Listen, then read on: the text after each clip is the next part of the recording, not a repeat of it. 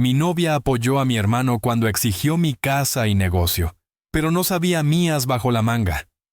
Si aún no estás suscrito al canal, haz clic en el botón de suscripción y activa la campanita para no perderte ninguna de nuestras historias. Tu apoyo significa todo para nosotros. Si esta historia te parece interesante, déjale un like. También me encantaría saber de qué ciudad eres. Déjanos el nombre de tu ciudad en los comentarios. Ahora empecemos con la historia. Dicen que la sangre llama, ¿verdad? Es un dicho que suena bonito, casi reconfortante. Te imaginas lazos invisibles que te unen a los tuyos, un puerto seguro en medio de la tormenta. Pero déjenme decirles algo. A veces esa llamada es como la de las sirenas. Te atrae con una melodía familiar para estrellarte contra las rocas. Que la familia es lo primero, que siempre estará ahí. Pamplinas. A veces la familia es la primera en darte la puñalada y lo hace con una sonrisa, con un «no hago por tu bien». Y lo peor es que tú, por tonto, por leal, por cargar con culpas que no te tocan, le abres la puerta de par en par y hasta le sirves el mejor café de tu reserva. Mi nombre es Mateo. Tengo 45 años y construí mi sueño, el sazón de mis sueños, con estas manos, con el sudor de mi frente y con pedazos de mi alma. Pero casi lo pierdo todo. Casi me quedo en la calle por culpa de mi propia sangre. No todo lo que brilla es oro, me decía mi abuela. Y vaya que tenía razón. Mi historia no es de herencias ni de apellidos imbombantes. Yo empecé desde abajo, pero de verdad abajo, lavando platos en una fonda mugrienta allá por la Merced, con el olor a grasa rancia pegado a la ropa y a los sueños. Veía a los cocineros, a los meseros, y me prometía a mí mismo que un día yo estaría del otro lado creando, no solo sirviendo. Tenía pasión, tenía hambre, y no solo del estómago. Soñaba con mi propio lugar, un sitio donde la comida no solo llenara la panza, sino que contara historias, que despertara recuerdos, que acariciara el alma. Fueron años de sudor, de jornadas de 16 horas, de quemaduras en los brazos, de dormir poco y trabajar como burro. Ahorré cada peso, aprendí cada técnica, absorbí cada consejo. Y finalmente, como un milagro terrenal, nació el sazón de mis sueños. Mi restaurante, mi orgullo, es más que un negocio, es mi extensión. Cada mesa de madera rústica, cada silla de tule, cada azulejo pintado a mano en la cocina tiene una historia, una decisión, una gota de mi esfuerzo. Es un lugar cálido con paredes color terracota, lleno de luz durante el día y con una atmósfera íntima por la noche. Siempre huele a hogar, a mole poblano hirviendo a fuego lento, a cilantro fresco recién picado, a chilatemados en el comal. Aquí la gente no solo viene a comer, viene a celebrar, a consolarse, a enamorarse. Es mi vida entera. Y como ancla en medio de este torbellino ha estado siempre don Ernesto, 65 años, de los cuales parece que ha pasado 100 en el negocio de la hospitalidad. Tiene la espalda un poco encorvada, pero la mirada afilada y una dignidad a prueba de balas. Es más que mi maitre, es mi consejero, mi paño de lágrimas, mi conciencia personificada. Me conoce mejor que nadie. Sabe cuando ando preocupado con solo verme entrar por la puerta. Ese viejo lobo de mar, él lo vio venir antes que nadie. Mi vida personal, bueno, era un plato más agridulce. Un divorcio años atrás que me dejó un sabor a fracaso y un hijo Leo, de 17 años. Un buen chico, no me malinterpreten, pero sumergido en ese universo paralelo de los adolescentes, siempre con sus audífonos como murallas, la mirada pegada al teléfono. Intentaba acercarme, llevarlo al fútbol, hablar de chicas, pero era como tratar de sazonar un plato a través de un cristal. Lo quiero con locura, pero a veces sentía que hablábamos idiomas distintos. Y luego estaba doña Isabel, mi vecina de al lado, 70 y tantos, viuda, con un radar para el chisme que ya quisiera pero con un corazón de oro y un café de olla que tenía el poder de resucitar muertos. Siempre tenía una palabra amable o una advertencia velada. Y en ese caldo de vida, con sus sabores intensos y sus notas amargas, apareció Verónica. 35 años. Una sonrisa que podía desarmar a un ejército y una forma de escuchar que te hacía sentir el hombre más inteligente y fascinante del mundo. Parecía sacada de una telenovela de las buenas, demasiado perfecta para ser verdad. Y ya ven, el instinto rara vez se equivoca. El romance fue un torbellino. Me sentí como un adolescente de nuevo. Ella parecía entenderme, admirar mi trabajo, apoyar mis sueños. Hasta parecía que se llevaba bien con Leo, o al menos lo intentaba con una paciencia que yo admiraba. Yo, hambriento de afecto tras años de soledad enfocada en el trabajo, bajé la guardia. Me dejé llevar. Me permití soñar con un futuro compartido. Pero siempre hay una sombra, ¿no? En mi vida esa sombra tenía nombre y apellido. Ricardo, mi hermano mayor. Mi cruz. Siempre fue el listo, el carismático, el que buscaba el camino fácil, pero también el envidioso, el que resentía cada pequeño éxito que yo lograba con tanto esfuerzo. Trabajos que no le duraban, deudas que yo terminaba pagando, promesas rotas como cristales en el suelo. Su llamada, esa tarde de martes, no me sorprendió del todo, pero el tono sí. Era la misma canción de siempre, la del perdedor, la de la víctima del mundo. Pero esta vez con un violín más grande, más lastimero, sin trabajo, a punto de ser desalojado de su departamento y, según él, con la salud pendiendo de un hilo muy delgado. Mi primer impulso, mi instinto de supervivencia, gritó: ¡No! Ya había limpiado sus desastres demasiadas veces. Ya había sido su red de seguridad, su banco personal, su paño de lágrimas. Pero entonces la voz suave y persuasiva de Verónica susurró a mi lado: Tu hermano Mateo. Por Dios. ¿Cómo puedes darle la espalda en un momento así? Es familia. Y sus palabras resonaron con el eco profundo y antiguo de una promesa lejana hecha a mi madre en su lecho de muerte, con su mano fría entre las mías. Cuida a Ricardo Mateo, prométemelo. Es frágil, frágil como una bomba de tiempo a punto de estallar. Y yo, el tonto, el leal, el eterno cargador de culpas ajenas, con el corazón encogido y la razón nublada, le abrí la puerta. No sabía que estaba invitando al lobo a cenar y que el plato principal era yo. Estaba clavando con mis propias manos el primer clavo de mi propio ataúd. Ricardo llegó a mi casa no como un hermano pidiendo ayuda, sino como un actor de método, interpretando su papel más desgarrador, el del hombre quebrado por la vida. Llegó hecho un Cristo de verdad, con solo 2 maletas viejas que parecían contener todas las desgracias del mundo y ninguna esperanza. Bajó del taxi con dificultad, apoyándose en un bastón que apareció de la nada, tosiendo de una forma seca y profunda que sonaba estudiada, casi ensayada. Tenía esa mirada de perro apaleado que sabía, él lo sabía muy bien, que a mí me desarmaba, que tocaba directamente la fibra de mi estúpida culpa. Verónica corrió a recibirlo como si fuera un héroe regresando de una guerra perdida. Lo abrazó con una ternura exagerada, le quitó las maletas, lo guió hacia el sofá más cómodo, le ofreció agua, un cojín, el mundo entero si lo hubiera pedido en ese momento. Su rostro reflejaba una compasión tan intensa que por un instante me hizo sentir un monstruo por mis dudas iniciales. Leo lo miró con esa mezcla de curiosidad y desinterés adolescente. Murmurón: ¿Qué onda, tío? Y se refugió de nuevo en su teléfono, como si presintiera que esa visita traería complicaciones. Pero no todos compraron el boleto para esa función tan bien montada. Doña Isabel, mi vecina, que casualmente regaba sus macetas en ese preciso instante, lo escaneó de arriba a abajo con sus ojos de lince. Cuando nuestras miradas se cruzaron, me hizo una seña casi imperceptible, como quien espanta una mosca mala o detecta un mal olor. Un ligero fruncimiento de nariz y un rápido movimiento de cabeza. Era su forma de decir: «Cuidado, Mateo».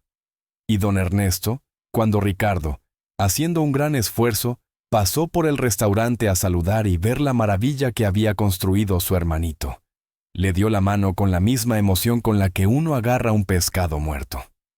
Su saludo fue cortés, pero su mirada era fría, analítica.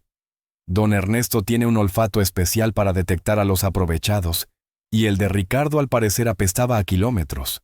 Los primeros días fueron un despliegue magistral del encanto manipulador de Ricardo. Con Verónica era todo halagos y confidencias susurradas al oído. Tú sí entiendes a Mateo, cuñada. Él es tan intenso, tan enfocado en su trabajo, que a veces no ve lo que tiene enfrente. Tienes una paciencia de santa. La hacía sentir especial, indispensable. Con Leo intentó la táctica del tío cool, regalándole un videojuego pirata que Leo detectó al instante y prometiéndole enseñarle a ligar chavas como un campeón, cosa que a Leo afortunadamente le dio más risa que otra cosa, aunque fingía seguirle la corriente. Conmigo era el hermano arrepentido, el pródigo que volvía a casa. Recordaba anécdotas de nuestra infancia, siempre poniéndome a mí como el fuerte, el protector, el exitoso, y a él como el desdichado, el que siempre tuvo mala suerte. Tú siempre fuiste el favorito de mamá, ¿te acuerdas? Swing me decía, removiendo esa vieja y conocida culpa que yo cargaba como una joroba. Y entonces empezó la sinfonía meticulosamente orquestada de la enfermedad. Primero fue la tos persistente, luego la fatiga extrema que lo obligaba a descansar durante horas, los mareos repentinos, sobre todo cuando había que hacer alguna tarea doméstica o se hablaba de buscar trabajo. Que si la luz le molestaba y necesitaba cortinas más gruesas en mi estudio. Claro que si los olores de la cocina le daban náuseas, imagínense en casa de un chef y prefería comer platillos especiales que Verónica le preparaba con devoción. Al principio, queriendo creer, buscando desesperadamente una razón para justificar mi decisión, le decía que se hiciera un chequeo completo, que descansara, que no se preocupara por nada. Pero Verónica se lo tomó como una misión personal, como si su propia valía dependiera de cuidar al pobre Ricardo. Está muy mal, Mateo, me decía con los ojos permanentemente llorosos. Los médicos no saben qué tiene. Tenemos que cuidarlo, darle todo nuestro apoyo. Y llegó el día del diagnóstico. Fue a un médico que encontró no sé dónde. Quizás un contacto del Chato o quizás con documentos tan bien falsificados que engañaron a un pobre doctor incauto con ganas de ganar un dinero extra. Regresó con el rostro desencajado, pálido, agitando unos papeles con membretes impresionantes. Noticias terribles. Una enfermedad muy rara, degenerativa, con un tratamiento carísimo y, por supuesto, posiblemente terminal. Lloró. Lloró como un niño perdido. Dijo que no quería hacer una carga, que prefería irse a morir bajo un puente antes que causar más problemas. El teatro era digno de un Oscar. Verónica, por supuesto, se tragó el anzuelo, el sedal y hasta la caña de pescar. Lloró con él. Lo abrazó. No puedes irte, Ricardo. Esta es tu casa, te cuidaremos. Venderemos lo que sea necesario, pero te pondrás bien. Y a mí me miraba con ojos acusadores si yo osaba dudar. Si mi rostro no reflejaba la tragedia adecuada. No ves lo mal que está. No tienes corazón. Yo veía algo. Sí, veía que la enfermedad de mi hermano parecía tener horarios de oficina. Los peores síntomas aparecían cuando yo estaba cerca o cuando se hablaba de dinero, de responsabilidades o de su futuro incierto. Cuando creía estar solo con Verónica o cuando hablaba por teléfono en voz baja, parecía mejorar milagrosamente. Esa semilla de duda que había intentado pisotear con la culpa y la lealtad malentendida, empezó a germinar con una fuerza imparable. Pero aún no sabía que estaba regando con mi propia ceguera la raíz de una traición tan profunda que casi me arranca el alma y me deja sin nada. El nido de la serpiente ya estaba bien instalado en mi casa, y sus huevos estaban a punto de eclosionar. Una vez que el teatro de la enfermedad terminal quedó firmemente establecido, Ricardo, cual general dirigiendo sus tropas desde su lecho de guerra, mi sofá más cómodo, empezó la fase de infiltración. Hermano, me dijo un día con esa voz débil que ya me empezaba a irritar, pero con unos ojos que brillaban con una astucia malsana. Me siento tan inútil aquí, postrado como un viejo. Me matan no poder ayudarte. Déjame hacer algo, aunque sea desde la cama. Conozco bien los números. Puedo revisar las cuentas del restaurante, ¿sabes? Buscar dónde se fuga el dinero, optimizar gastos, negociar con proveedores. Con la laptop puedo hacer maravillas y me sentiré menos como un estorbo. Mi instinto, esa voz interna que tantas veces había ignorado, gritó con todas sus fuerzas. No, ni se te ocurra. Era como darle las llaves de la caja fuerte a un ladrón conocido. Pero Verónica, siempre presente, siempre vigilante, replicó al instante con esa dulzura empalagosa que ahora me erizaba la piel. ¡Qué admirable, Mateo! ¡Qué fuerza de voluntad! Mi enfermo deja de pensar en ti y en tu negocio. Dale una oportunidad, mi amor. Se sentirá útil, le subirá el ánimo. Además, a ti te vendría bien una ayuda. Andas muy tenso últimamente. La pinza perfecta, la culpa por dudar de un moribundo y la presión de mi pareja. Sed. ¡Qué idiota! ¿Sed? Le di acceso limitado a las cuentas online con la ingenua condición de que don Ernesto, mi hombre de confianza, supervisara cada movimiento. No sabía que estaba subestimando la habilidad de Ricardo para rodear cualquier defensa. Pronto, el chato, ese amigo turbio de Ricardo, con cara de pocos amigos y muchas deudas, empezó a aparecer por el restaurante. No como cliente, claro está. Su presencia era tan incongruente en el sazón como un pulpo en un garaje. Primero, Ricardo lo presentó como un consultor externo, un genio de las finanzas especialista en reducir costos operativos. Luego, mágicamente, se convirtió en un proveedor de productos exclusivos y a un precio inmejorable. Las facturas que traía el chato eran un poema al surrealismo, cantidades infladas, productos que nunca llegaban o llegaban en mal estado, servicios fantasma de mantenimiento o publicidad. Ricardo las aprobaba desde su laptop con una rapidez sospechosa, siempre con una justificación a flor de piel. Don Ernesto, fiel a su palabra y a su instinto, empezó a poner trabas. Bloqueaba algunas facturas, cuestionaba otras, pedía pruebas de entrega. Y ahí tuvimos la primera gran bronca. Ricardo, desde el teléfono, con voz entrecortada por la fatiga y la ira, acusó a don Ernesto de querer arruinarlo, de ser un viejo cerrado que no entiende de negocios modernos, de tenerle envidia. Verónica, a mi lado, secundaba el ataque. Don Ernesto está anticuado. Mateo está siendo irrespetuoso con Ricardo. Él solo quiere ayudar y don Ernesto lo está boicoteando. Me sentí atrapado como en un juicio sumario donde yo era el único que veía al acusado culpable, pero el jurado y el juez estaban comprados, y los accidentes empezaron a llover con una frecuencia que desafiaba cualquier estadística. Un pedido crucial de mariscos frescos para el fin de semana llegó podrido. Culpa del proveedor anterior, sentenció Ricardo, ese que don Ernesto defendía tanto. Justo el que yo quería cambiar. Una reserva para una cena de aniversario de una pareja de clientes importantes se perdió misteriosamente en el sistema. Esa computadora ya falla mucho, dijo Verónica. Necesitamos una nueva, insinuando, claro, un gasto más.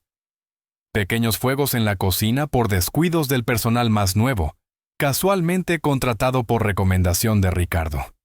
Quejas inventadas de clientes sobre el servicio. El ambiente en el sazón, antes un remanso de camaradería, se enrareció. Se sentía la desconfianza, los cuchicheos.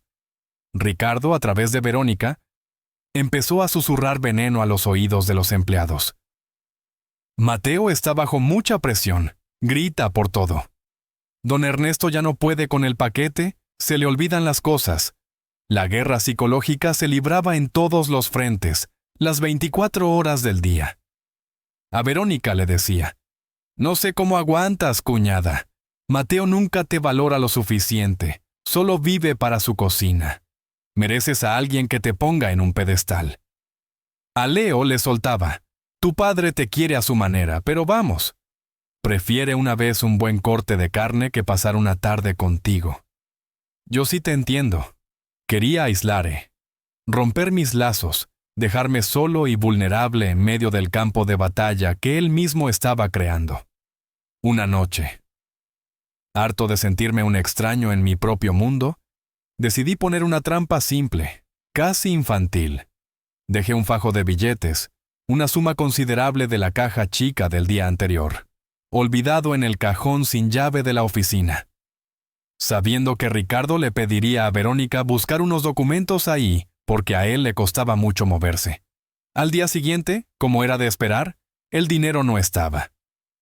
Confronté a Ricardo delante de Verónica, con una tranquilidad pasmosa, con una actuación digna de un premio. Llamó a una de las meseras más nuevas y la acusó directamente con lágrimas en los ojos por la decepción. La chica, una joven humilde y trabajadora, lo negó todo entre lágrimas de pánico. Verónica la miró con desprecio y a mí con una profunda decepción. ¿Ves, Mateo? No puedes confiar en nadie hoy en día. Menos mal que Ricardo está aquí para cuidar las cosas, porque tú eres demasiado confiado. Vi la sonrisa fugaz, casi imperceptible de Ricardo. Sabía que mentía. Él sabía que yo sabía, pero no tenía pruebas, solo mi palabra contra su teatro impecable. Y la frustración, esa hiel amarga y negra, empezó a subirme por la garganta, ahogándome lentamente. Sabía que tenía que actuar, pero aún no sabía cómo. La tensión en casa y en el restaurante era insoportable. Era como vivir dentro de una olla a presión, esperando el momento en que todo estallara. Yo caminaba por mi propia casa, por mi propio restaurante, con la sensación constante de estar pisando un campo minado. Sabía que Ricardo mentía, que me estaba robando, que manipulaba a Verónica y a todos a su alrededor. Pero cada intento mío por desenmascararlo, cada pregunta, cada duda expresada, se estrellaba contra el muro impenetrable de su actuación de mártir y la defensa ciega y cada vez más agresiva de Verónica. Decidí que tenía que cortar el problema de raíz, o al menos intentarlo, el acceso al dinero. Tenía que recuperar el control financiero antes de que fuera demasiado tarde. Una mañana, con la mayor calma que pude aparentar, reuní a Ricardo y a Verónica en la sala. Les informé que debido a algunas irregularidades detectadas y para optimizar la gestión, iba a implementar un nuevo sistema. Cambiaría todas las claves de acceso a las cuentas bancarias del restaurante y personales, y centralizaría todas las aprobaciones de pagos importantes exclusivamente en mí y en don Ernesto. Dije que era una medida estándar de seguridad empresarial. El rostro de Ricardo, por un fugaz segundo, perdió por completo la máscara de enfermo terminal. Vi en sus ojos un destello de furia pura, de pánico contenido, pero fue solo un instante. Al segundo siguiente, se llevó la mano al pecho con un gesto dramático. Empezó a jadear con dificultad. Su rostro se contorsionó en una mueca de dolor y se desplomó en el sofá con los ojos en blanco, como si hubiera sufrido un ataque fulminante. Fue su actuación cumbre, la crisis mayor. Verónica empezó a gritar histérica, llamando a una ambulancia, acusándome a gritos. «Mira lo que has hecho. Lo vas a matar. Te lo advertí. No te importa su salud». Yo me quedé paralizado. Una parte de mí, la racional, pensando, es teatro, es más teatro, pero otra, la culpa ancestral, la promesa a mi madre, preguntando con un susurro helado. ¿Y si esta vez es verdad? ¿Y si realmente lo he empujado al límite? Llegaron los paramédicos. El espectáculo fue dantesco. Sirenas, luces, vecinos asomados.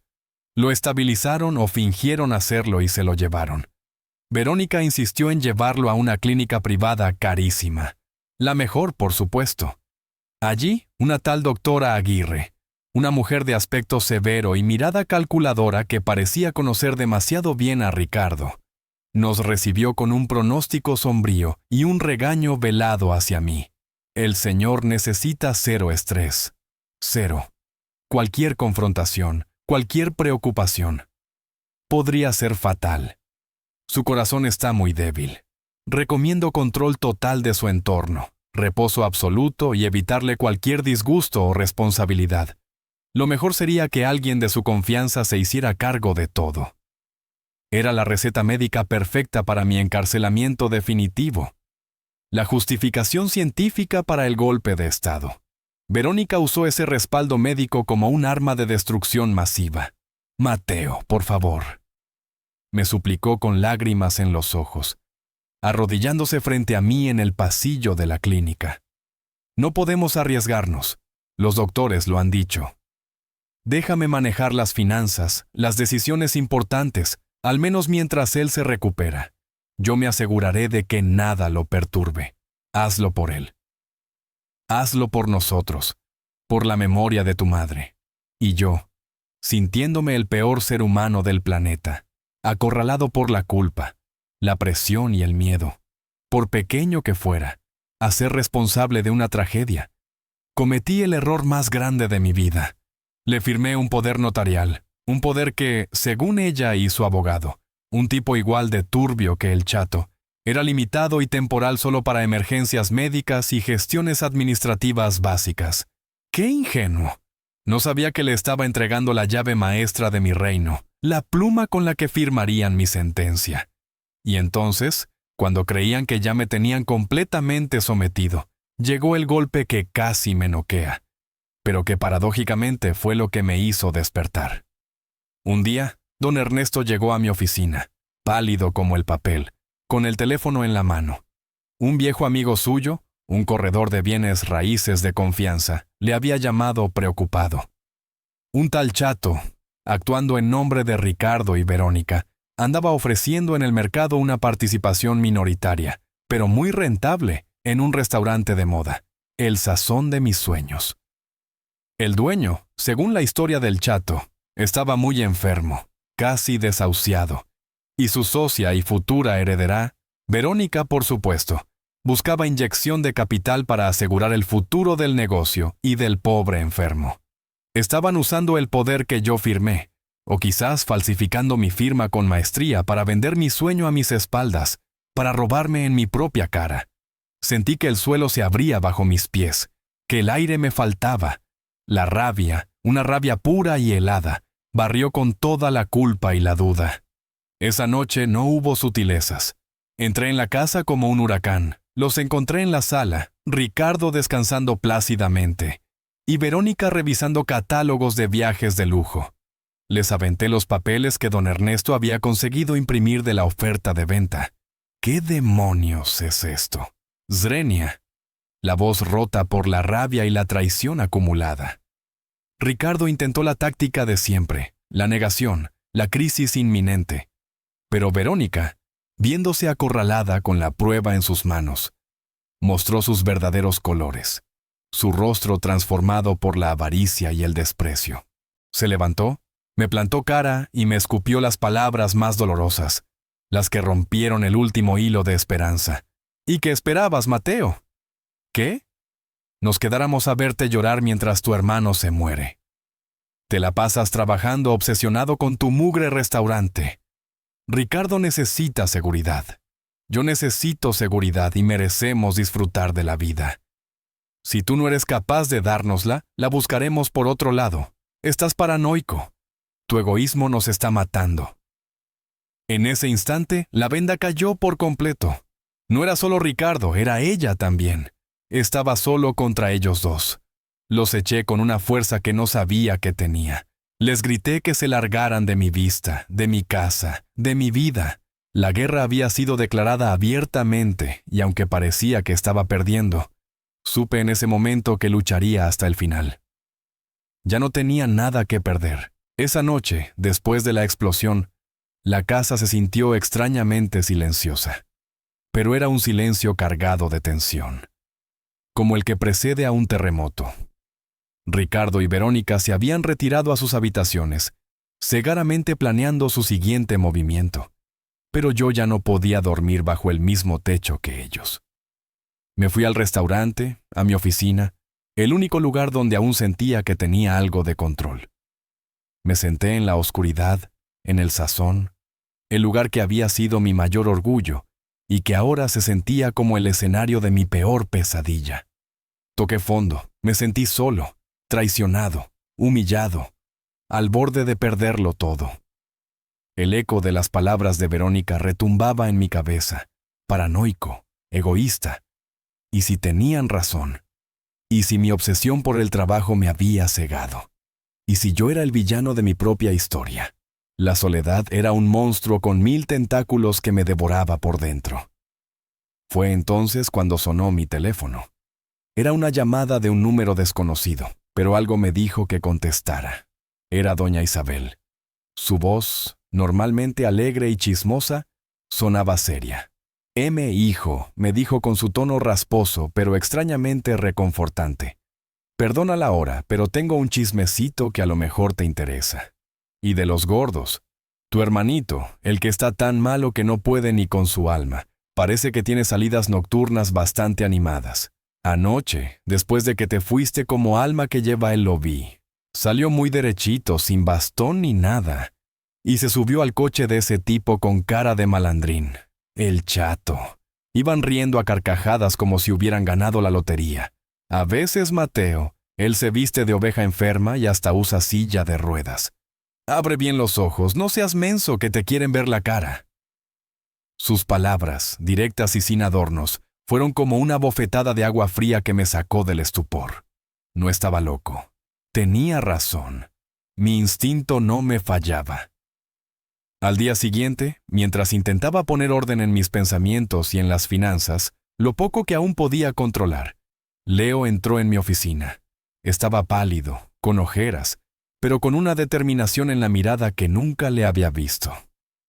«Papá», dijo, y por primera vez en mucho tiempo me miró directamente a los ojos, sin audífonos, sin la barrera invisible de la adolescencia. «Tenemos que hablar.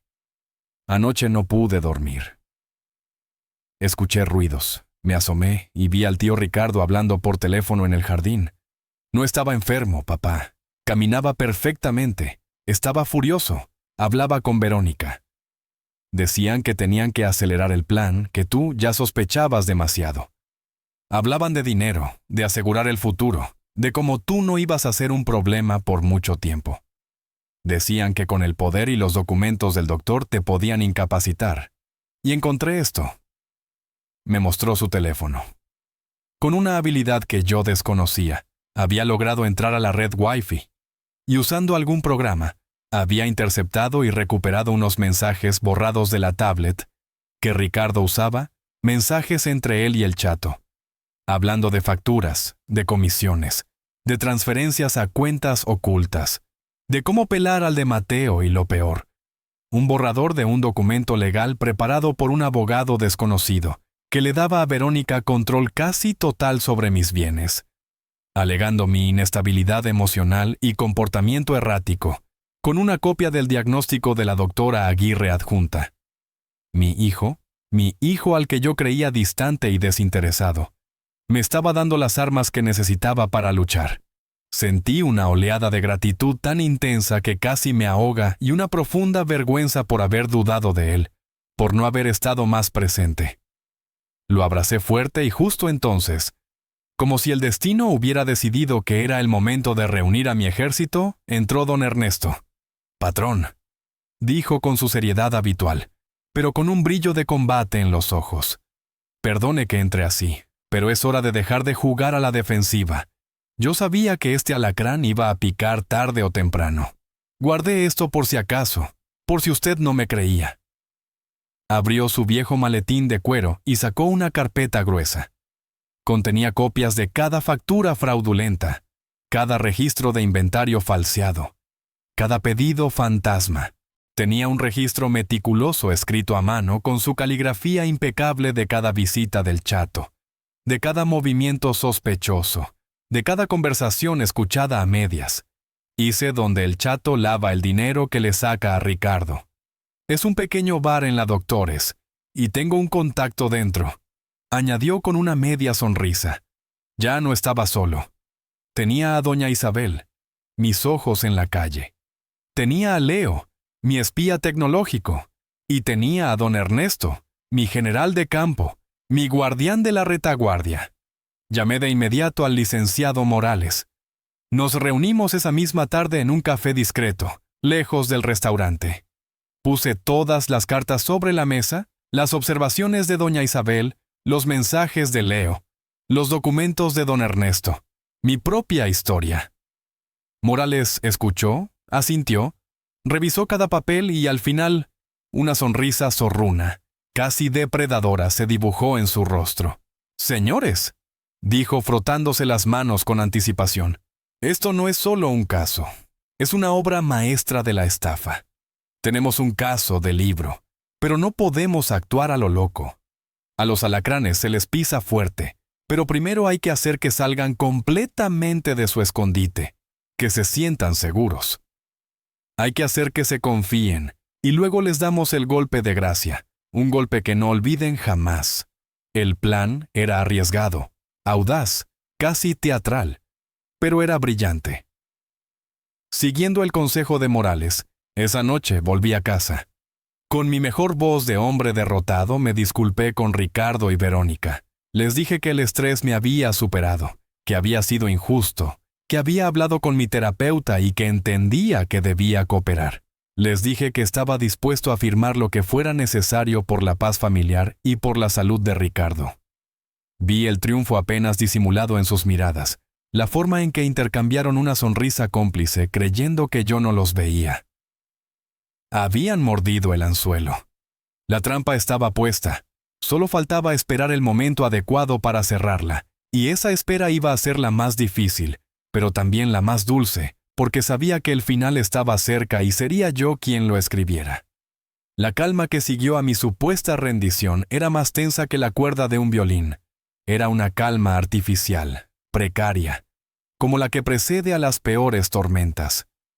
Ricardo y Verónica volvieron a instalarse en su papel de reyes del castillo, mientras yo interpretaba al monarca depuesto y resignado. Me movía por la casa con la cabeza gacha, evitaba las confrontaciones, asentía a sus sugerencias y decisiones. Ellos, creyéndose los amos del universo, bajaron la guardia por completo.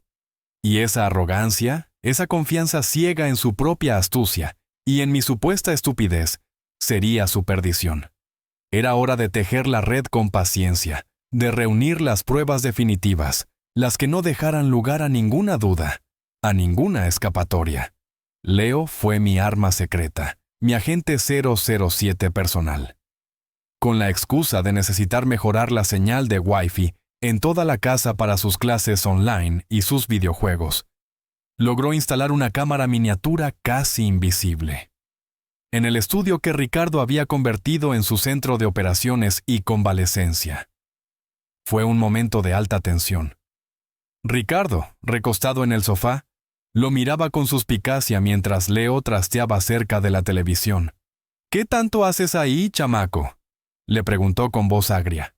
Pero Leo, con una agilidad mental que me llenó de orgullo, le respondió con una sarta de términos técnicos sobre routers, repetidores y latencia que el otro, completamente ignorante en tecnología, se tragó sin rechistar, volviendo su papel de enfermo aburrido. La cámara quedó perfectamente oculta, apuntando directamente al sofá y al escritorio. Mientras tanto, don Ernesto y doña Isabel eran mis centinelas incansables. Don Ernesto, desde su puesto de mando en el sazón, documentaba cada llamada sospechosa que Ricardo hacía desde la extensión del restaurante, cada nueva idea para ahorrar, que en realidad era para desviar más fondos, cada visita clandestina del chato a la bodega. Logró incluso que uno de los chicos de la limpieza, un joven al que él había ayudado mucho, le pasara copias de los tickets que el chato firmaba, siempre por cantidades exorbitantes. Doña Isabel, desde su ventana atalaya, era un registro viviente, una cámara de seguridad humana. Anotaba las horas exactas en que el chato llegaba a la casa en su coche destartalado, cuánto tiempo se quedaba si salían juntos, y lo más importante, documentaba las salidas nocturnas de Ricardo. Ayer salió muy campante, hijo. A eso de las 11 ni tosía ni nada. Se fue en un taxi. Regresó a las tantas. Ya de madrugada, oliendo a pachanga y a perfume barato, me informaba doña Isabel por teléfono con su precisión de reportera de guerra y su indignación de vecina decente. Y la cámara empezó a dar sus frutos. Frutos podridos, venenosos, pero valiosísimos para nuestra causa.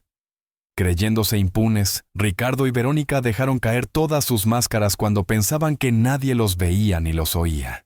Vimos a Ricardo levantarse de la cama con una agilidad sorprendente, estirándose, haciendo ejercicios ligeros, hablando por teléfono con voz enérgica y autoritaria. Vimos a Verónica probándose ropa cara comprada con mis tarjetas, bailando sola frente al espejo, buscando en internet destinos exóticos para unas merecidas vacaciones. Vimos sus besos, sus risas cómplices, sus brindis por nuestro futuro. Pero la grabación maestra, la que nos hizo hervir la sangre, pero también nos dio la certeza absoluta de la victoria, llegó una noche de viernes. Ricardo y el Chato celebrando algo grande en el estudio. Sobre la mesa, una botella de tequila del caro de mi cava personal, por supuesto. Botanas y varios fajos de billetes que Ricardo contaba con avidez. Y el de Mateo se lo tragó todo, decía Ricardo soltando una carcajada grasienta que resonó en la grabación. Se cree todas mis mentiras. Piensa que le voy a dejar algo. En cuanto tengamos el control total de las cuentas y del negocio, lo dejamos en la calle con una mano delante y otra detrás. El Chato reía con él chocando su vaso. ¿Y la Verónica, qué tal?, preguntaba el Chato. Esa está más puesta que un calcetín, respondía Ricardo con desprecio. Sueña con ser la gran señora, con viajar por el mundo. Lo que no sabe es que en cuanto ya no me sirva para exprimir al hermano, patitas pa, la calle también. A esta clase de mujeres se les usa y se les tira. Hablaron con detalle de cómo falsificarían mi firma en unos documentos finales para la transferencia de acciones del restaurante, de cómo usarían el poder notarial para vaciar mis cuentas en un solo día, de cómo fingirían un empeoramiento súbito y fatal para justificar su control absoluto ante los médicos y la ley. E incluso mencionaron a la doctora Aguirre y una gratificación generosa por su colaboración. Verlo fue nauseabundo. Sentí una furia fría, helada, una rabia que no quemaba, sino que congelaba. Ya no había dolor, ya no había duda, solo una determinación de acero. Llevé las grabaciones y toda la documentación al licenciado Morales. Sus ojos brillaron con una luz casi diabólica mientras veía y escuchaba. Oro molido, Mateo. Oro puro, dijo frotándose las manos con una anticipación casi sádica. Con esto no solo los hundimos, los enterramos bajo toneladas de pruebas. A estos artistas hay que darles un escenario digno de su actuación final. Hay que hacerles creer que han llegado a la cima justo antes de empujarlos al abismo. Vamos a prepararles una fiesta de despedida que no olvidarán ni ellos ni nadie en esta ciudad. El plan se puso en marcha. La emboscada estaba lista. Solo faltaba que las presas, confiadas y ciegas, caminaran directamente hacia ella. Anuncié el evento con toda la parafernalia posible. Envié invitaciones, impresas en papel de lujo. Contraté a un pequeño grupo de mariachis. Adorné el patio principal del sazón como si fuera a celebrarse una boda real. Bajo las estrellas y las guirnaldas de luces parpadeantes, todo lucía espectacular. La llamé una noche de corazones nobles, cena de celebración y apoyo. La excusa oficial era doble, y cada palabra estaba calculada para alimentar su ego y su codicia. Por un lado, íbamos a recaudar fondos para el costoso y experimental tratamiento que mi querido hermano Ricardo necesitaba urgentemente para su rara y devastadora enfermedad. Por otro, íbamos a agradecer públicamente a la abnegada y heroica Verónica por su invaluable apoyo y dedicación, un ejemplo de amor y sacrificio. Era una trampa perfecta, disfrazada de altruismo, adornada con manteles largos y música sentimental. Cursé invitaciones a diestra y siniestra.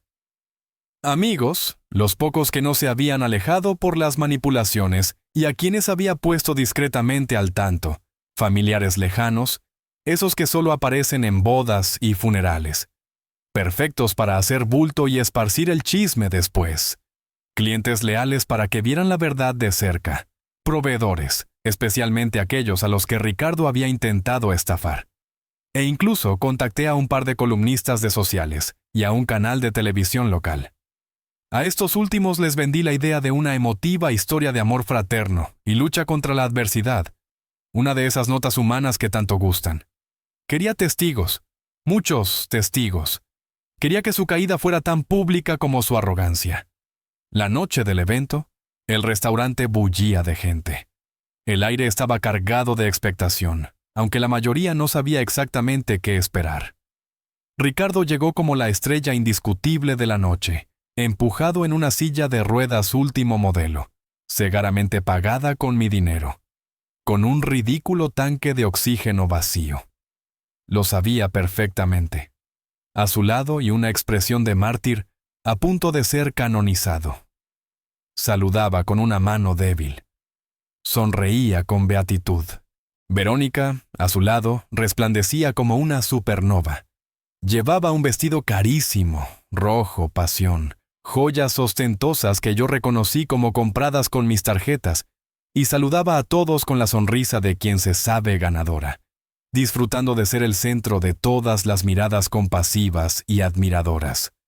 Se movía entre las mesas recibiendo felicitaciones por su fortaleza. El chato, con su traje barato que le quedaba grande y su mirada agidiza, merodeaba cerca de la barra, como una hiena esperando su parte del botín, nervioso pero expectante. Llegó el momento cumbre. Don Ernesto, actuando como maestro de ceremonias con una seriedad impecable, me anunció. Subí a un pequeño escenario improvisado bajo un foco que parecía buscarme. Las luces del patio bajaron un poco. Se hizo el silencio, solo roto por alguna tos nerviosa. Agradecí a todos por su presencia, por su generosidad, por su apoyo en estos momentos tan difíciles. Hablé del valor de la familia, del amor incondicional, del sacrificio que uno hace por los seres queridos. Mis palabras eran cuidadosamente ambiguas, llenas de dobles sentidos que solo yo y pronto todos entenderíamos. Ricardo y Verónica, sentados en la mesa de honor en primera fila, asentían con gravedad, con lágrimas fingidas asomando a sus ojos. Creían que era su noche de gloria, el aplauso final antes de quedarse con todo. Esta noche continué, mi voz firme, clara, resonando en el silencio. Quiero compartir con ustedes la increíble fortaleza de mi hermano. Su lucha es un ejemplo para todos, pero a veces las apariencias engañan. Y para que entiendan la verdadera magnitud de su esfuerzo, de su actuación, quiero mostrarles algo. Hice una seña discreta a Leo, que estaba en la cabina de sonido. Las luces bajaron un poco más, y una pantalla gigante oculta hasta entonces detrás de unas cortinas de terciopelo, se encendió. La primera imagen fue la de don Ernesto, sereno, explicando con calma. Documentos en mano, las facturas infladas, los proveedores fantasma, el rastro del dinero desviado, las cuentas ocultas. Los rostros de los invitados empezaron a cambiar. Las sonrisas se congelaron. Se oyeron murmullos, cuchicheos que crecían en volumen. Ricardo se removió incómodo en su silla. Su rostro perdió el color. Verónica frunció el ceño mirando la pantalla y luego a mí, sin entender qué estaba pasando. Pero su fortaleza no es solo financiera, no, dije. Mi voz subiendo de tono, cargada de una ironía que ya no intentaba ocultar. Es también física, es asombrosa su capacidad de recuperación, su vitalidad, cuando cree que nadie lo ve. Y entonces la pantalla mostró el video de Leo. Ricardo en el estudio levantándose ágilmente, estirándose, haciendo ejercicios. Ricardo bailando con el chato, brindando con mi tequila. Ricardo contando fajos de billetes, y lo peor, su voz, su propia voz clara y nítida, resonando en todo el patio, burlándose, y el de Mateo se lo tragó todo. Lo dejaremos en la calle. El silencio que siguió fue atronador, denso, pesado. Luego un jadeo colectivo como si a todos se les hubiera ido el aire al mismo tiempo.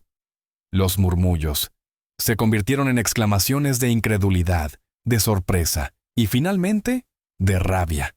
Todas las miradas, como cuchillos afilados, se clavaron en Ricardo y Verónica. El telón de su farsa se había desgarrado violentamente, dejando al descubierto la cruda y miserable verdad. La fiesta apenas comenzaba, pero para ellos era el principio del fin. El impacto fue brutal, como una onda expansiva que barrió el patio. La pantalla seguía mostrando escenas de la burla, de la estafa planificada, mientras en la primera fila el Ricardo real se encogía, su rostro pasando del blanco cera al rojo pimiento en cuestión de segundos. El teatro se había derrumbado sobre él, y los escombros eran las miradas de desprecio y las exclamaciones de indignación del público. Ya no había compasión, solo repulsión. Se oían gritos claros: sinvergüenza, ladrón, estafador, poco hombre. En un acto reflejo, impulsado por el pánico puro y la adrenalina de verse descubierto, Ricardo cometió su error final y más evidente, el que selló su destino ante todos. Se levantó de la silla de ruedas, se puso de pie con una agilidad que desmentía meses de enfermedad terminal, de debilidad extrema, y con los ojos desorbitados intentó correr hacia la salida. Fue la prueba viviente, irrefutable, frente a cientos de testigos. La gente jadeó de nuevo. Algunos rieron con una risa amarga de incredulidad. Su huida fue patética y corta. Los meseros más corpulentos, instruidos por don Ernesto y actuando con una calma profesional, le bloquearon el paso sin violencia, pero con firmeza, como si detuvieran a un cliente que intenta irse sin pagar la cuenta. El chato, viendo el panorama, intentó escabullirse entre la multitud como una rata, pero doña Isabel, con una agilidad sorprendente para su edad y una puntería envidiable, le metió el pie. El chato rodó por el suelo, perdiendo en la caída una cartera abultada y un teléfono que no paraba de sonar. Fue una escena tragicómica casi de película de Cantinflas, si no fuera por la gravedad de la situación. Mientras Ricardo forcejeaba inútilmente, gritando que era una trampa, que yo quería hacerle daño, yo me acerqué lentamente a Verónica. Estaba paralizada, temblando de pies a cabeza. Su rostro una máscara de terror y odio. Su vestido rojo pasión ahora parecía el color de la vergüenza. Le mostré mi teléfono reproduciendo en primer plano la grabación donde ella, con voz fría y calculadora, planeaba con Ricardo mi ruina y se burlaba de mi ingenuidad. ¿Y tú, Verónica?, le pregunté. Mi voz sonando extrañamente tranquila, casi glacial. ¿Tú? ¿Qué te llenabas la boca hablando de amor y lealtad? Tú que llorabas por la salud de este hombre. Intentó llorar su último recurso, la táctica que también le había funcionado durante meses. Mateo, por favor. Él me obligó, me amenazó. Yo no sabía. Yo te amo, balbuceó, intentando una última desesperada manipulación, buscando mis ojos, buscando alguna chispa de la piedad que sabía que yo tenía. Pero sus ojos no mostraban amor, solo miedo y ambición frustrada. La miré con una frialdad que nunca antes había sentido. No, Verónica, no me amas. Amas el dinero, amas la buena vida, amas lo que creíste que podías quitarme. Se acabó. Tu función ha terminado. Su rostro se contrajo en una mueca de odio puro. La máscara cayó por completo. Te lo mereces. Por imbécil. Por creer que alguien como yo podría fijarse en un cocinero mediocre como tú. Ojalá te pudras solo, Siseo, revelando finalmente la ponzoña que llevaba dentro.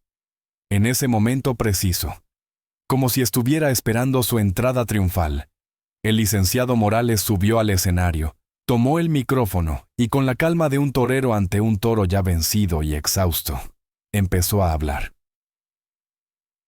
Damas y caballeros, dijo su voz resonando con autoridad. Lo que han presenciado esta noche no es solo una traición familiar, es una serie de delitos graves. Tenemos pruebas contundentes de fraude, falsificación de documentos públicos y privados, intento de estafa, malversación de fondos y posible complicidad médica. Mientras hablaba, en la pantalla gigante empezaron a aparecer copias ampliadas de los documentos falsos, de las transferencias bancarias, del poder notarial alterado. No dejó lugar a dudas. Explicó cada delito, cada implicación legal con una claridad demoledora. Y entonces, como el acto final de esta ópera bufa y trágica, las luces intermitentes de las patrullas iluminaron la entrada del restaurante. La policía, alertada y coordinada por Morales, entró con paso firme, abriéndose paso entre la multitud atónita. No hubo necesidad de violencia. Ricardo, al ver los uniformes, se desinfló como un globo pinchado. Se dejó esposar sin resistencia, la mirada perdida, murmurando incoherencias. El chato, aún en el suelo, también fue detenido, balbuceando que él solo seguía órdenes. Verónica los miraba y luego a mí, y supo que para ella, aunque quizás no hubiera cárcel de inmediato, la condena era la humillación pública, la pérdida de todo, el exilio social. Los agentes se llevaron a los detenidos. El sonido de la sirena se alejó. Los invitados empezaron a retirarse lentamente en un silencio incómodo, o comentando en voz baja. Algunos acercándose a darme una palmada en la espalda. Otros mirándome con una mezcla de pena y admiración. Me quedé solo en medio del patio, bajo las luces que ahora parecían frías y desnudas. Leo se acercó y me abrazó fuerte, un abrazo que valía más que 1000 palabras. Don Ernesto puso una mano en mi hombro, un gesto firme de apoyo incondicional. El silencio era denso, pesado. Había ganado. Sí, había recuperado mi vida, pero el sabor de la victoria era amargo, como las cenizas de una traición quemada. Había limpiado mi casa, pero el olor a humo, el olor a podrido, tardaría mucho tiempo en irse. Los días que siguieron a la fiesta de despedida fueron un torbellino mediático y emocional. La historia, con sus ingredientes de drama familiar, enfermedad fingida, traición amorosa y estafa descarada, se convirtió en la comidilla de toda la ciudad. Los periódicos locales y hasta algunos portales de noticias nacionales recogieron el suceso con titulares que iban de lo sensacionalista. Chef desenmascara a hermano estafador y novia cómplice en plena fiesta.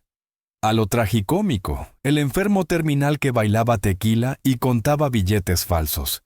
Me vi obligado a enfrentar a la prensa, a los micrófonos y cámaras que se agolpaban a la entrada del sazón, pero lo hice con la cabeza alta, con una dignidad recién recuperada. Conté mi verdad, sin adornos ni rencor excesivo. Solo los hechos, la cruda realidad de cómo la ambición y la envidia pueden pudrir los lazos más sagrados. El sazón de mis sueños cerró sus puertas por una semana. La excusa oficial fue reorganización interna y auditoría, pero en realidad era para que todos, mi equipo y yo, pudiéramos respirar, procesar lo sucedido y empezar a limpiar. Y no me refiero solo a limpiar el patio de los restos de la fiesta, sino a limpiar el alma, a sacudirnos el polvo de la traición, a ventilar los rincones oscuros donde se había escondido la mentira. Fue una semana de largas charlas con mi equipo, de agradecerle su lealtad, especialmente a los que habían resistido las manipulaciones de Ricardo, de reafirmarles mi compromiso con ellos y con nuestro proyecto. Y Verónica fue el gran dilema. Morales me dijo que podríamos intentar una demanda civil por daños y perjuicios, pero sería un proceso largo, costoso y, sobre todo, me mantendría atado emocionalmente a ella, a su recuerdo, a su veneno. ¿Valía la pena? Después de mucho pensarlo, decidí que no, mi victoria era haberla expuesto, haberla sacado de mi vida, haber recuperado mi hogar y mi negocio. No necesitaba más venganza que esa. La mañana siguiente a la fiesta, mientras yo estaba en el restaurante intentando poner orden, ella simplemente desapareció de mi casa. Se llevó su ropa cara, sus joyas, todo lo que había comprado con mi dinero y dejó una nota breve y fría sobre la mesa de la cocina. Algún día te arrepentirás de haberme subestimado. No sentí nada al leerla. Ni odio, ni pena, ni nostalgia. Solo un vacío helado y la certeza absoluta de que era mejor así. Se esfumó, se convirtió en un fantasma, en una lección carísima, pero aprendida. Meses después, doña Isabel, mi infalible fuente de información, me contó que alguien la había visto trabajando de mesera en un bar de mala muerte en Tijuana. Un final poco glamuroso, casi patético, para quien soñaba con ser la gran señora de la alta sociedad. A veces la vida, sin necesidad de jueces, tiene su propia forma de impartir justicia poética. El juicio de Ricardo y el Chato fue rápido, casi un trámite. Las pruebas eran tan abrumadoras, las grabaciones, los documentos, los testimonios de don Ernesto, Leo, doña Isabel y hasta de algunos empleados y proveedores engañados que no tuvieron defensa posible. Ricardo intentó su última actuación, la del hombre arrepentido, la de la víctima de las malas influencias y de su propia debilidad. Culpó a el Chato, culpó a Verónica, me culpó a mí por mi falta de apoyo, culpó a su mala suerte. Pero el juez, un hombre curtido en 1000 batallas legales, no se conmovió. Recibió una condena de varios años de prisión por fraude, falsificación, robo y asociación delictuosa. El Chato, por complicidad, también pasó una temporada a la sombra. Nunca había arrepentimiento en los ojos de mi hermano cuando le leyeron la sentencia. Solo la misma envidia rancia de siempre, la misma ira impotente del que se sabe perdedor. Era una página dolorosa de mi vida, pero tenía que pasarla, arrancarla y quemarla. La reconstrucción del sazón fue mi terapia, mi forma de renacer con don Ernesto como mi mariscal de campo, su lealtad brillando más fuerte que nunca, y Leo, sorprendentemente maduro y comprometido, ayudando en todo, desde la revisión de cuentas hasta la creación de nuevos platillos. Nos dedicamos a sanear el negocio. Cambiamos proveedores, revisamos cada contrato, implementamos controles financieros tan estrictos que ni Mandrake el mago podría sacar un peso sin que nos diéramos cuenta. Lo más importante, restaurar la confianza del equipo. Hablé con cada uno, les agradecí, les pedí disculpas por haber permitido que la situación llegara tan lejos. El restaurante renació no solo limpio de deudas y ladrones, sino más fuerte, más unido, más honesto. Pero la reconstrucción más difícil, la más lenta, fue la interna. Empecé a ir a terapia, a ponerle nombre a la rabia, a la culpa, a la tristeza, a la sensación de estupidez, a entender por qué había permitido que todo llegara tan lejos. ¿Por qué me costaba tanto poner límites? Especialmente con mi familia. A aprender a confiar de nuevo, pero con los ojos bien abiertos. Doña Isabel me consentía con sus caldos de pollo levantamuertos y sus consejos llenos de sabiduría popular. Al nopal solo se le arman cuando tiene tunas. Maestro-hijo. Y Leo. Mi relación con Leo se transformó. Hablábamos horas no solo del restaurante, sino de la vida de las mujeres, de los miedos, de los sueños. Él había dejado de ser un adolescente distante para convertirse en un joven inteligente, sensible y, sobre todo, en mi mayor aliado, en mi confidente. Estaba limpiando los escombros y bajo ellos estaba redescubriendo poco a poco el verdadero sazón de mi vida. Ha pasado 1 año, 12 meses, 365 días desde aquella noche infame que marcó un antes y un después en mi existencia. 1 año desde que la tierra tembló bajo mis pies, desde que mi mundo se sacudió. Se rompió en 1000 pedazos y con paciencia, con ayuda, con mucho esfuerzo, empezó a reconstruirse. Miro a mi alrededor, aquí en el corazón del sazón de mis sueños, en una noche de sábado cualquiera, y veo un lugar vibrante, lleno de vida, renacido. Las risas de los clientes se mezclan con el bullicio alegre de la cocina abierta. El aroma es el mismo. Ese abrazo cálido de chiles, especias y maíz. Pero algo fundamental ha cambiado. Quizás soy yo. El restaurante es más exitoso que nunca. Paradójicamente, la historia, aunque escandalosa, nos trajo una extraña publicidad. La gente venía por morbo al principio. Querían ver al chef engañado. Querían sentarse en el lugar donde todo pasó, pero se quedaban por la comida, por el servicio, por el ambiente, por la historia de resiliencia que sin quererlo encarnábamos. Se convirtieron en tientes leales en parte de esta nueva etapa. Don Ernesto sigue al pie del cañón, moviéndose entre las mesas con su elegancia de siempre, aunque ahora sus pasos son un poco más lentos. Habla más seguido de jubilarse, de irse a un pueblo tranquilo a ver crecer los geranios. Ya estoy viejo para estos trotes, patrón, dice con esa media sonrisa suya, pero sé que le costaría irse, que este lugar es tan suyo como mío. Igual vendré a echarles un ojo de vez en cuando. No se crean, para que no me hagan trampa, añade con un guiño. Es el guardián de este lugar y de mi cordura. Su lealtad es un tesoro que valoro más que cualquier ganancia. Leo está a punto de volar del nido. Ha sido aceptado en una de las mejores universidades del país para estudiar administración de empresas con una especialización en negocios gastronómicos. Quiere, según sus propias palabras, asegurarse de que nadie vuelva a jugar con el patrimonio familiar y de que el sazón dure 100 años más. Me llena de un orgullo que apenas me cabe en el pecho verlo tan centrado, tan maduro, tan apasionado. Nuestras conversaciones ya no son forzadas ni superficiales. Son el pilar de mi día a día. Compartimos ideas para el menú, discutimos estrategias de marketing, planeamos el futuro y a veces solo nos sentamos en la barra antes de abrir con un café cargado. A ver pasar la vida y a reírnos de nuestras propias tonterías. Hemos sanado juntos. Hemos construido un puente sólido sobre las ruinas de la traición. Amor. Bueno, digamos que ando con más cuidado que un artificiero en campo minado. Hace unos meses conocí a Elena.